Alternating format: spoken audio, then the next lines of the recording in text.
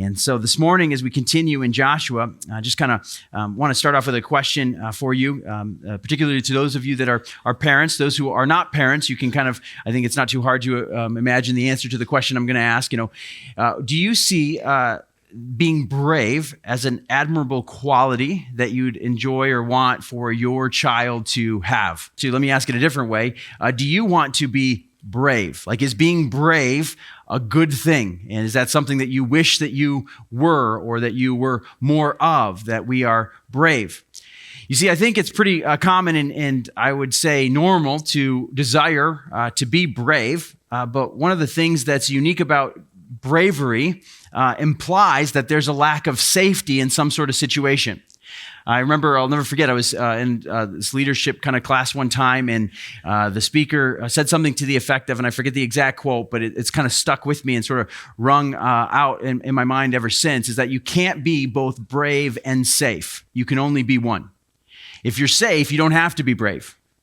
If you are brave, that implies that you're not safe. And so I think sometimes we don't always think about those two things together. I think we desire to be brave, but then we don't think about the fact that that means that then there is going to be some lack of safety in our current situation. And so when I think about my kids, I would love for them to be brave, and bravery kind of exists on different levels. That could be just at the lunchroom on, at any given day, and especially at the beginning of school when that kind of, the lunchroom assignments have not been quite figured out yet, and who am I sitting with, and where am I going, and all that, and that bravery to maybe sit with a new group or a new place, or to sit alone for a second, that takes some bravery. Well, that doesn't really go away as you get older. You go into a new job, and there's always that little bit of like, oh man, what's this going to be like? Who am I going to connect with? And how's this going to go? And then you still need to be brave in that situation there. Specifically thinking about the things that God has called us to, many of it requires a level of bravery to step out into lack of what we would often be emotional safety. Sometimes it's physical safety or financial safety or whatever it might be, but there is a level of bravery that I think the Lord asks of us. The good thing is that in God's word, he teaches us how we are to be brave. The word that's often used for that is not so much brave that gets used, but courage.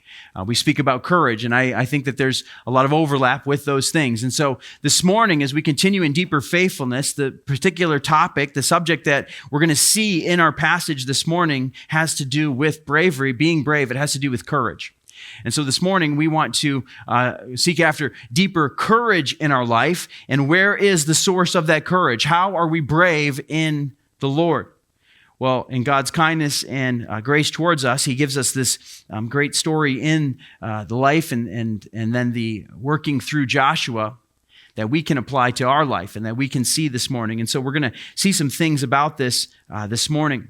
And we're going to see how we can grow in our courage this morning. And whether you have something in front of you that seems like it's a lack of safety, or seems that there's a lack of some courage that's needed for you, my prayer is this morning that our courage would be bolstered. We call that encouraged, right? That you would have some courage poured into you this morning through our passage. And so before we go any further, let me just ask for the Lord's help in doing that. And we're going to ask him to give us some courage this morning as we study this passage. God, we thank you for your word, and we thank you for the truth that it has for us this morning. And God, this isn't just distant truth that is unrelated or unapplicable to our current space, current situation, Lord, our current life. Lord, you speak directly through your word into our lives today. And so I pray that you would do that this morning as you've done countless times before. God, we ask that your Spirit would lead us now as we study your word together, and that we would have the courage, Lord, that you desire to give us, and that we would receive that and use that. And so, God, I pray that you would lead us now as we look at your word together. And we ask this in the name of your Son, Jesus. Amen.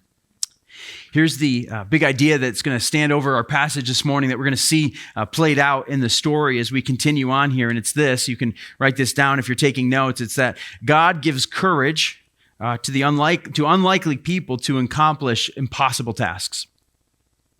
There's many tasks that he's called his people to do, which on the surface or maybe at the outset seem impossible.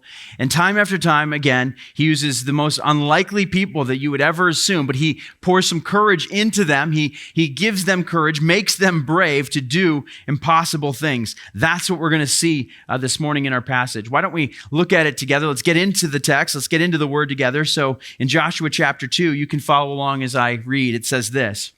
And Joshua, the son of Nun, sent 2 men secretly from Shittim as spies, saying, "Go, view the land, especially Jericho." And they went and they came into the house of a prostitute whose name was Rahab and lodged there. Let's pause here. Let me just kind of set the stage. If you were with us last week, you know what's happening. But God's people have been promised a particular land. And this land has been promised for hundreds of years, many generations. It was first given to Abraham, repeated to his sons Isaac, to his grandson Jacob. And now, fast forward 400 years, God's people are right at the edge of it. Moses was the one who led the people out of captivity in Egypt, and they've been right on the edge of going into this land. They didn't have the courage, didn't have the faith to trust that God was going to do it. And so God disciplined them by sending them back into the wilderness for 40 years. So they've been wandering, kind of this nomad tribe, not really a home, nowhere to sit down roots, not building anything, kind of setting up, tearing down, moving tents, all the bit, kind of going through that. Now they're ready to march on the land. And Joshua, who's been now put in command after Moses has died, is they're ready to move into this land. And he says he's going to send these spies, 2 of them, to go view the land, especially Jericho. It's interesting that he sends only 2 spies because last time they were in this position, there were 12 spies, him being one of them, that went into the land to spy it out. Of the 12, 10 of them came back terrified. They said, they're monsters. Their fortresses are like impenetrable. We're never going to be able to do this. And then 2 of them, Joshua and Caleb, said, no, we got this. God is behind us. He's with us. We're going to do this. And so this time, I don't know if it's exactly why, but he's like, we're just going to send 2. All right. We'll leave the 10 behind. It's a different 2, but we're going to send 2 into the land to scope it out. And they came here to the house of a prostitute whose name was Rahab. Maybe not the character that you would expect to see at this part of the story. We're going to see an incredible sort of thing that God said, unlikely characters, unlikely people God uses here. And so they come to the house of this prostitute Rahab, and it was told to the king of Jericho, behold, men of Israel have come here tonight to search out the land. They're not doing so good at the spy thing. All right, they were found out. And so the king of Jericho sent to Rahab and said, bring out the men who have come to you, who entered your house, for they have come to search out all the land. But the woman had taken the 2 men and hidden them, and she said, true, the men came to me, but I did not know where they were from. That's not true.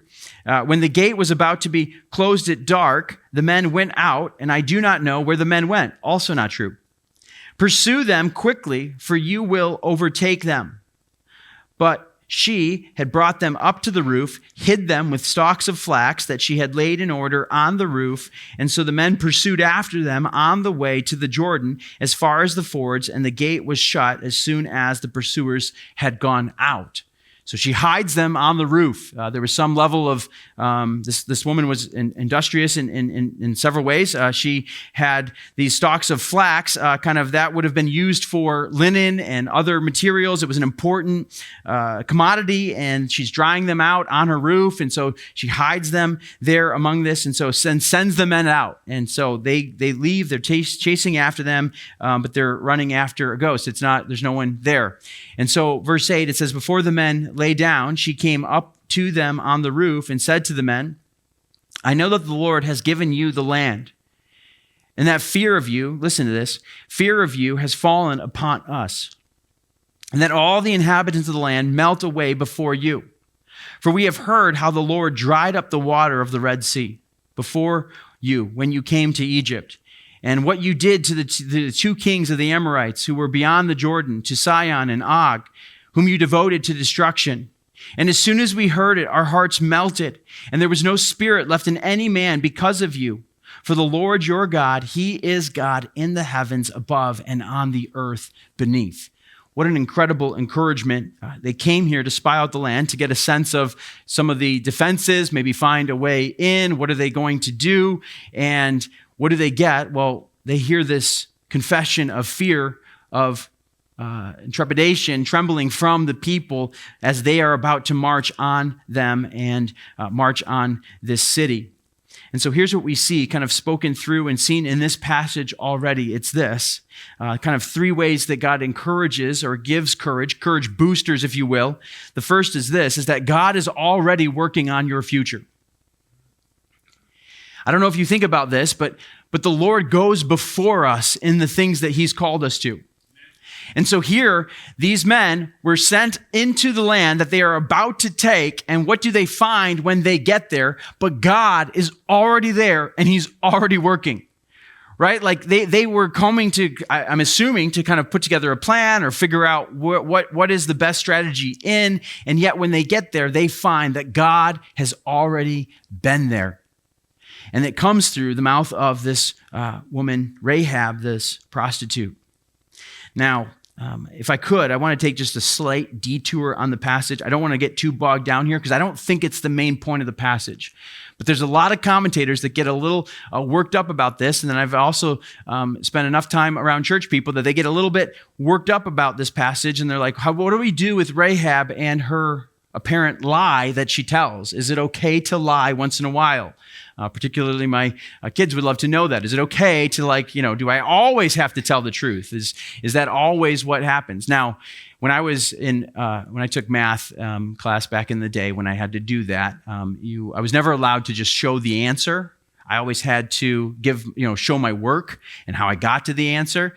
I'm not going to do that this morning. I'm just going to tell you the answer, and then you can go and do the work to get there, okay? Because we don't have time. I don't have time to show you all the work behind this, but there's a couple of places that people take this. Some say, well, because there seems to be two competing values, two competing commands. Like life is valued, murder is wrong, and so that's clearly true, but yet we're also told to not bear false witness. We're told to not lie. And so what do we do when two truths, two commands kind of come into conflict with each other? Some would say, and I think this is wrong, some would say that you just kind of go with the lesser of the two evils. So she sinned when she lied, but it was less of a sin had she given over the men and they were killed by the king of Jericho. And so, yes, she sinned, but it was a more forgivable sin, if you will. I don't think there's anything that kind of supports that or says that. Another view that I don't think is very helpful is that it's kind of a bit naive, if you will, but that we should always do what's right. We should never seek to, kind of deal with the conflict. She should have just told the truth, given them up, and trusted the Lord was going to save them in another way. Again, I think that's kind of naive. I don't know that that's always what's best. I don't know that that's what's always the case. I think sometimes it's a little more complicated than that. And so in this case, what do we do with this lie that was told? Well, I think there is a superseding, more important value that is given here to protect the life of these men. She knew and she sensed, she could see clearly that God was with the people of Israel, that he had sent them, and to hand them over would have been betraying their life. They would have lost their life. And so she didn't feel like she was entitled to tell the truth in that situation. And to be honest, there's lots of places that we feel like we're not entitled to tell the truth all the time. Let me give some examples. Have you ever done this, or do you know someone who maybe puts a security sticker, a security alarm sticker on the outside of their house without actually having the alarm in their house? Right? Like that's not true. Like you don't have that. Why are you advertising that you do? If you were walking, in a dark place as a child, and then you see some stranger coming to you to call for dad or mom, like, hey, dad, hey, mom, if they're nowhere in earshot, to kind of represent that there might be someone near you. Is that okay? Are you allowed to, sort of bear false witness in that moment? What about our military? If they go to, march against an enemy territory or kind of move into an enemy, is it okay for them to wear camouflage? to appear that they are part of the surroundings when they're not actually part of the surroundings? Should they dress in just plain clothes and to do that in some way? I mean, if you kind of get into it, there's all sorts of little areas that, like, if we're talking about never bearing any false witness, well, then it becomes very tricky to sort of distinguish in those things. And so if I could, as kind of simply as possible, I think that the higher thing that the Lord teaches through his word is that we are to always and strive after the truth in every situation where people are legally or morally entitled to it. So in this case, are they entitled to this truth? I don't think that they are. They have impure, poor motives in mind. And so therefore, they're not entitled to the truth in this time. I mean, we think back to, many of you have read the story of Corrie ten Boom and the way that Nazis, the Jewish people were hidden from Nazis, or we think in our own country of the way that the Underground Railroad and slaves were being kind of ushered through. I mean, there's a lot of kind of what would be considered kind of a gray area, but what's the higher truth that's being protected in there? It's the preservation of life in that place. And so it gets into that kind of tricky area. But I think God here, what we're going to see, and we're going to read this passage a little bit later, but Rahab is put in the faith chapter. And it says that by faith, she did not perish with those who were disobedient because she had given a friendly welcome to the spies. It was affirmed and encouraged later of what she did there in that moment, that it was right for her to welcome the spies and to mislead the people here in that. But some people kind of get tripped up in that. And so here's the main point that I want to tell you, is this is not the main point of the passage. This isn't a lesson on morality and the virtue of lying. As Lord's people, if you are a follower of Jesus, you should be about the truth, for the truth, every opportunity that you are able to willingly deceive and to omit or kind of hide the truth to someone who's entitled to it, like a child to a parent, like an employee to a boss, like, a citizen to a government. Again, if it's not some kind of morally compromising truth, then yes, we are entitled to tell the truth at every chance that we get. All right, so that's kind of the aside there. Let's come back to the main point of the passage. What's the main point here? Well, the main point is that she moved and she had faith and she trusted. She believed who these men were and the God that they serve, so much so. Look at that confession of faith again. Look at verse 9. She's like, I know that the Lord has given you the land and that the fear of you has fallen upon us and the inhabitants of the land. You see, even her name, Rahab, it speaks to these foreign deities, foreign gods that she and her people served. The Canaanites, the whole area that they're moving into was a very polytheistic community and society. They believed in many gods, and they worshiped those many gods. And they did so through the sacrifice of innocent, the sacrifice of people, through these sexual rituals, through other means. We don't know what kind of prostitute she was. There's a very good chance that she could have actually been a temple prostitute and involved in the worship through her prostitution. And so here you have someone who has what we would consider, that's a kind of a shady past. Like, that's not the most likely character that you'd assume is going to be speaking this confession of who God is. Yet, she's heard about what God has done, and she's speaking now to what he is doing in the present.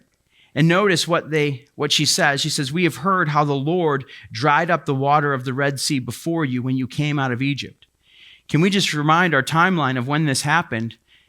These fights that she speaks about, the two kings of the Amorites, that just happened. That's like kind of, we're talking months, not years, weeks, not months, like kind of in that range. The Red Sea, that was more than 40 years ago. They had been wandering for 40 years. And so when they arrived in the land that God had given them, and they sent the spies into the land, and they were terrified, do you know what was happening on the other side of those walls that was happening there in Canaan? Look at, she says it. She's like, when we heard, we were terrified. As soon as we heard it, our hearts melted and there was no spirit left in any man. Why? Because the Lord your God is with you. And so they had no idea this truth that we are talking about here, that God is already working on your future. They were so afraid of what God wasn't going to do, or their ability in it, that they missed the fact that God had already, because he had parted the sea, he had already gone before him and was already melting the hearts of his enemies. They had but to walk in and take what God had given them. And they missed it because they didn't believe that God was there already in their future. Notice the other confession that she makes at the very end there, end of 11. He says, he is God in the heavens above and on the earth beneath. She's saying, I believe your God is the God, the one God, the true God. What an incredible confession. How did she arrive at this place of faith? It's because she had heard and she had given witness to what God has done. And that is how anyone arrives at faith. If you're here this morning and you have faith in Jesus Christ, if you have faith in the God above, you do so because you've heard and you have experienced, you have seen what he has done and who he is. She had knowledge of that. See, our faith is not a blind faith. It's not based on nothing. It's based on the things that God has done. And so I just want to tell you this morning, I want to encourage your hearts this morning. One of the courage boosters that we get from this passage is this truth here, that God is already at work in your future. And so you might be stepping into something. You might be moving into a new season. You might be moving into a new chapter. I just want to tell you that God has already gone before you and he is already present in your future. He is already doing things that are preparing for that. And I can't tell you how many times I've seen this come to fruition, not just in my life, but here in our church. We're stepping into a new season. We're getting ready to build and to expand and continue the ministry that God has given us. And I just want to tell you, there are so many ways as we have moved through this process where we've arrived there and God has already paved the way and he's already set things in motion and things are already coming together in ways that we couldn't do. I'm just telling you, like, he is at work in our future. It's so fun to arrive there and see that God's already been there getting everything ready for you. Like, he's like, oh, glad you came. I've been here for a while. Like, I'm getting things set up and ready for you. It's so nice when someone goes ahead and prepares that for you.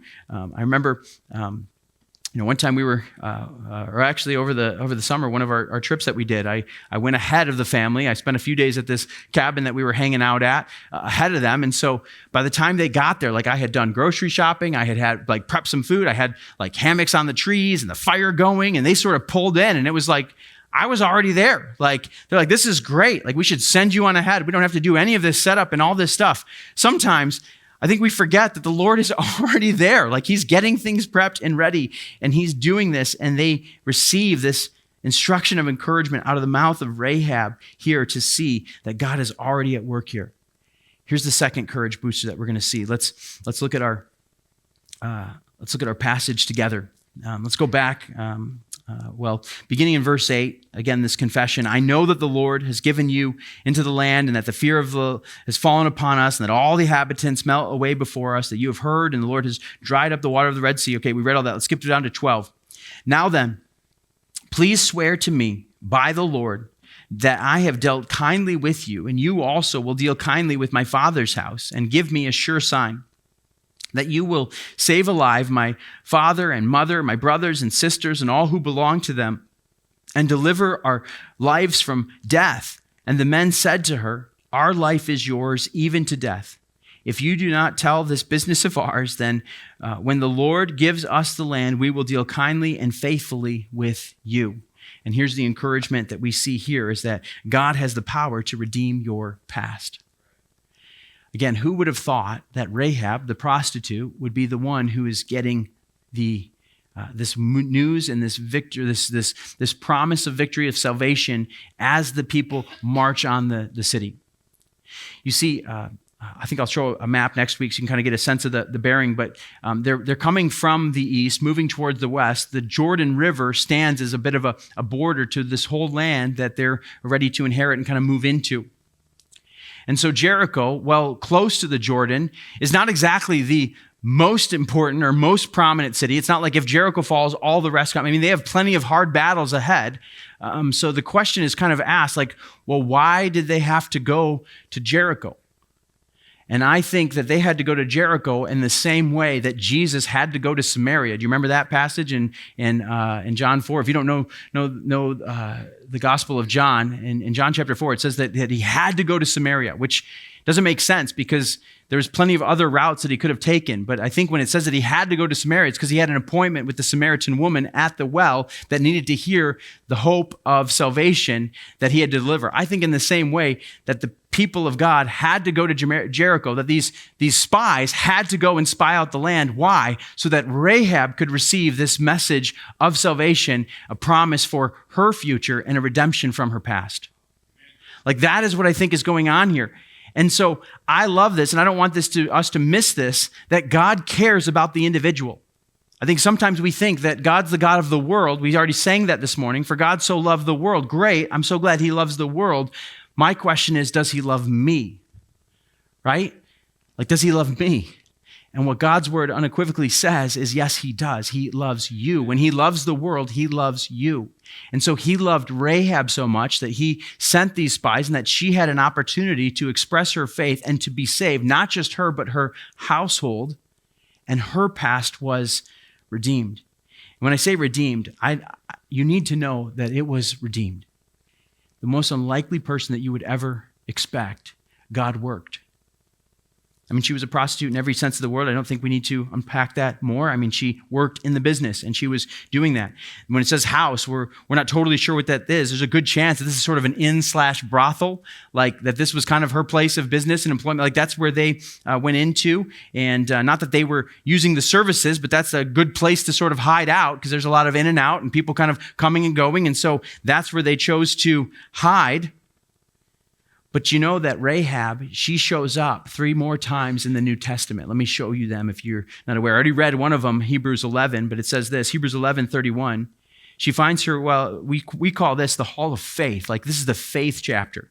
All these men and women that God worked through and used because of their faith. And this is what it says. By faith, Rahab, the prostitute, did not perish when those who were disobedient because she had given a friendly welcome to the spies.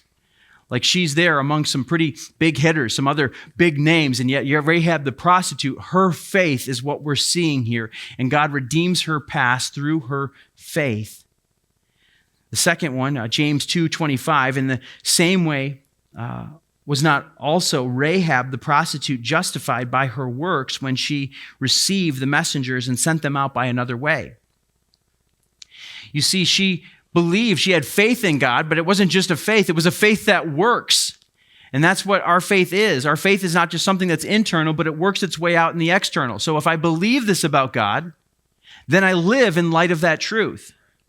That's what Rahab is being used as by the author James to write. The example he uses is one of Rahab.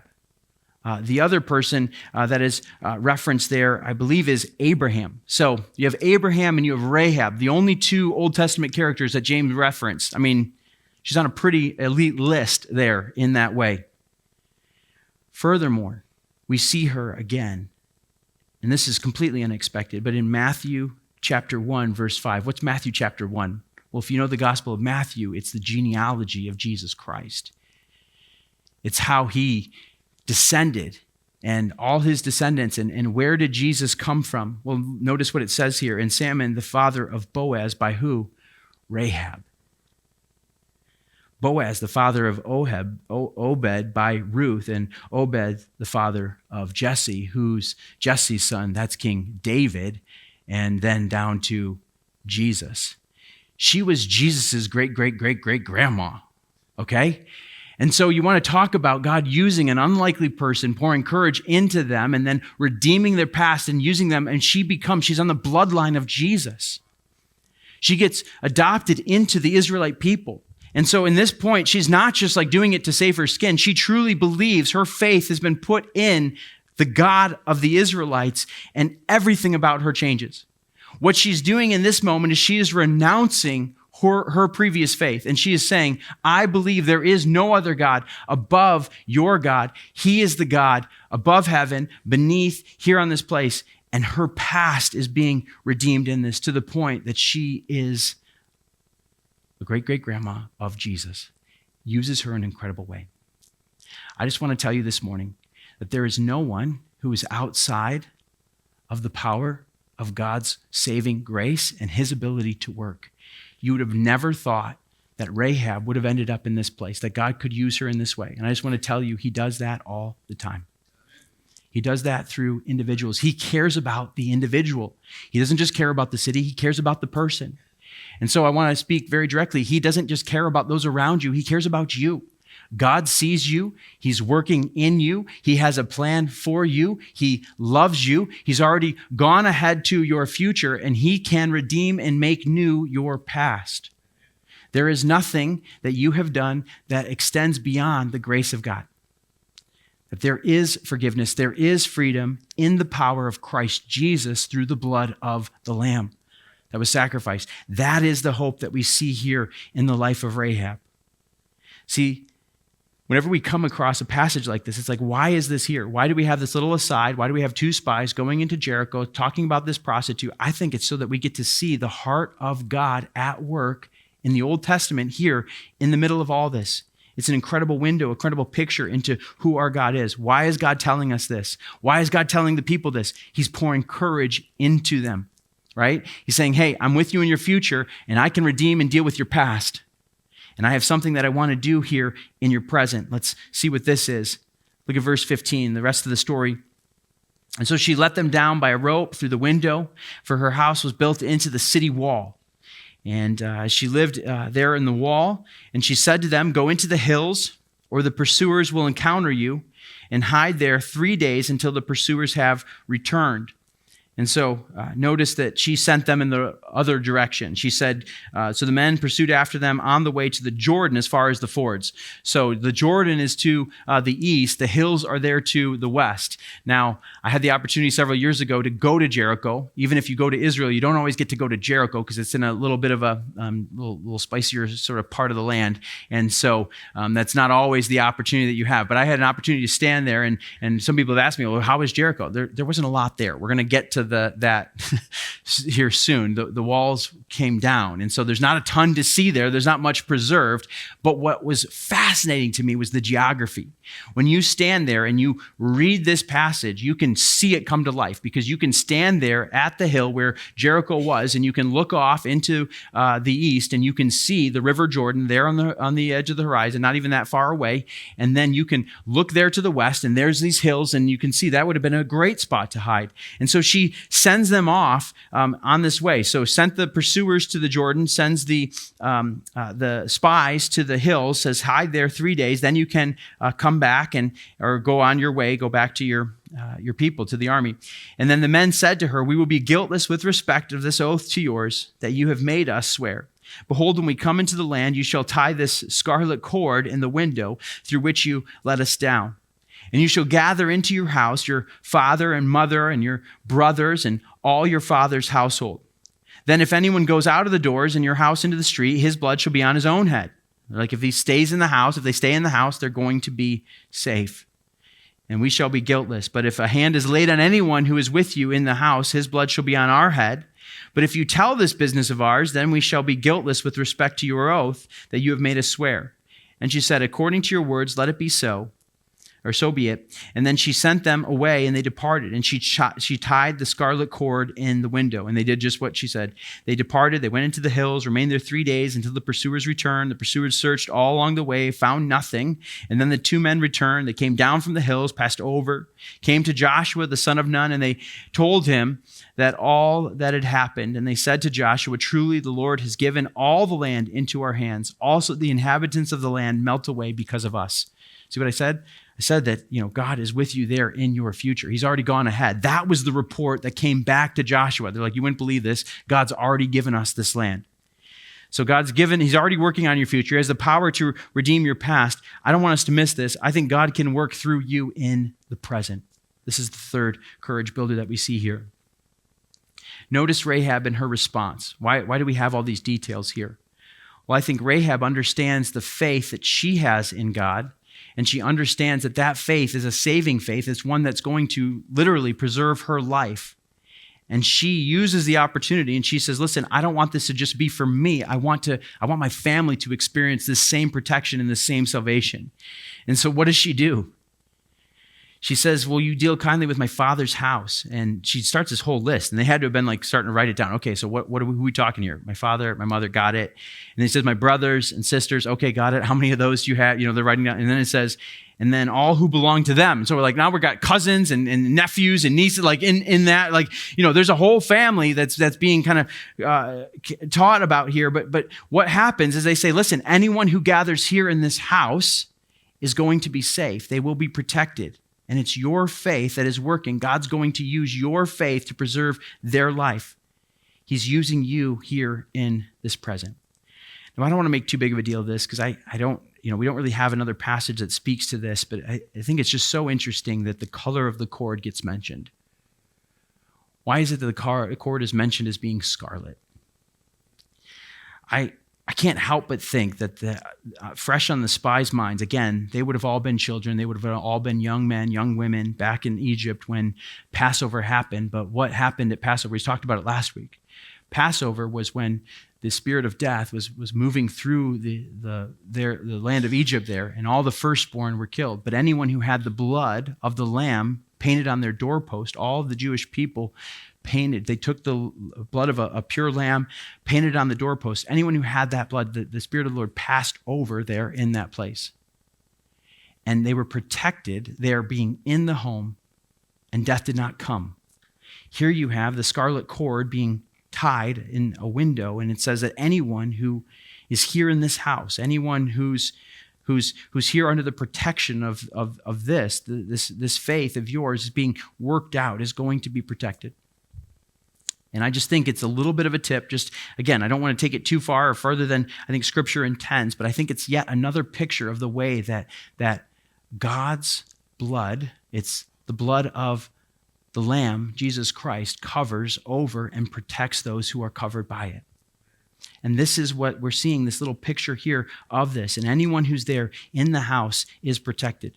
We're going to get to this in a few weeks, but in Joshua 6, it tells the battle there of Jericho. There's a few things that happen between now and then, but Joshua chapter 6, when the walls are crumbling and falling down, and they're taking over the city, the instruction is given to go into the prostitute's house. This is Joshua 6:22. It says, go into the prostitute's house, bring out there that woman and all who belong to her as you swore to her.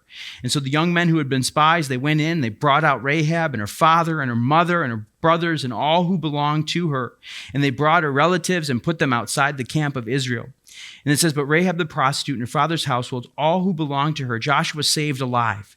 And she has lived in Israel to this day, and because she hid the messengers whom Joshua sent to spy in Jericho.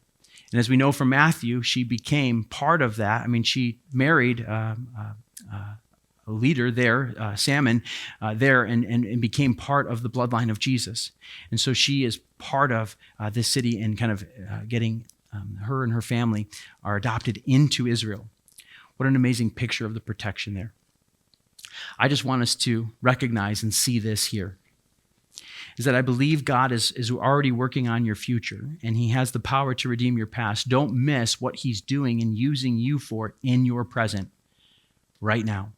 The people around you, the people that you have the ability to share your faith and your trust in Jesus Christ, the saving work of the Lamb.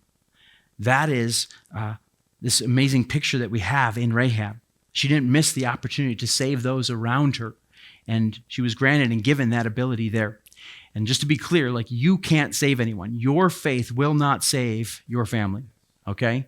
That's an errant teaching. Some churches or some traditions will teach that you have a way of affecting somebody else's eternity. You have no power over that, okay? I wish I could pray my kids into a saving relationship with Jesus Christ. That would be amazing, but they're going to have to make that decision for themselves. I can point them to it. I can present all the reasons why. I can demonstrate a faith to them, but ultimately it's their decision whether or not they're going to follow Jesus. But I have the ability in my present to represent Christ well, to point to the hope and trust that's found, a truth that's found in Jesus Christ, that they might come to saving faith of their own. At the end of the day, Rahab invited them into the home. They had to decide whether they were going to come under the protection of this scarlet cord and ultimately be saved, right? But Rahab had the ability to be present and to work there in her presence and be used of God in an incredible way. This is what we see working out. This is the courage that God has and can give. And I just want to tell us, church, as I said at the beginning, that big idea, maybe we can throw that back up there. It says God gives courage to unlikely people to accomplish impossible tasks. And I read stories and examples like this. I see an example of Rahab and what God did and accomplished through her and the way that he worked through Israel. I mean, Israel was it wasn't even a real nation. It was just started as a family, and God developed and did these things. And I know that it's the same God, we said this last week, it's the same God of Joshua is the same God who's present and working here today. And that God wants to use the unlikely people here in this room to accomplish impossible things if we have courage in him. Notice it's not the strength, the wisdom, all the kind of ingenuity of the people that's getting it done. It is their faith in Christ Jesus. And so let me ask you, church, do you want to be brave or do you want to be safe? We can't be both. We can be here as a church and we can just kind of, hole up and sort of be really comfortable with what we've got, or we can step into all that God is calling us to, and we can be brave, trusting that he is going to go before us and that he is going to accomplish what he sets out to do. And he uses people that have faith and trust in him and that take their courage from him. And so, church, be encouraged. I don't know what it is that God is asking you to do. I don't know what it is that God has before you, but I know this. I know that he wants to give you the courage to do it, and he wants to use you in ways to accomplish those impossible tasks through his power, through his strength, through his working. Let's pray and let's thank him for this truth. Our God, we give you praise. We give you thanks for all that you've done. God, all the ways that you have worked on our behalf, Lord, the way that you've worked to accomplish all that you have set out to do. What an incredible reminder we see this morning in the passage. God, we're reminded that you, it's not the great, it's not the strong, the mighty. Lord, it's not the ones that may get to the front of the line at first glance. But God, it is your people. And because it's your power and your working that is at play. And so, Lord, help us to recognize and see that. God, I pray that you would use us, Lord, that you would use us to accomplish your will, your working. Give us the faith to trust that. Give us the courage to believe and to step out in faith where you are at work. God, thank you for the saving power of Jesus Christ. Lord, I just want to pray for anyone here this morning who has never received forgiveness through the power of Jesus, Lord, that would be their reality today. Lord, that they would receive the gift of life that's found in Jesus, that they would receive forgiveness for their past and for their sin. And God, that they would believe that you are the one true God, having faith that you want to accomplish, God, and work in their life, Lord, all that you've set out to do. And so I pray that we would receive that fully, freely. God, thank you for life. Thank you for your plan for us. We trust it. We receive it. God, would give us the courage to step out into it. We ask this in the name of your son, Jesus. Amen.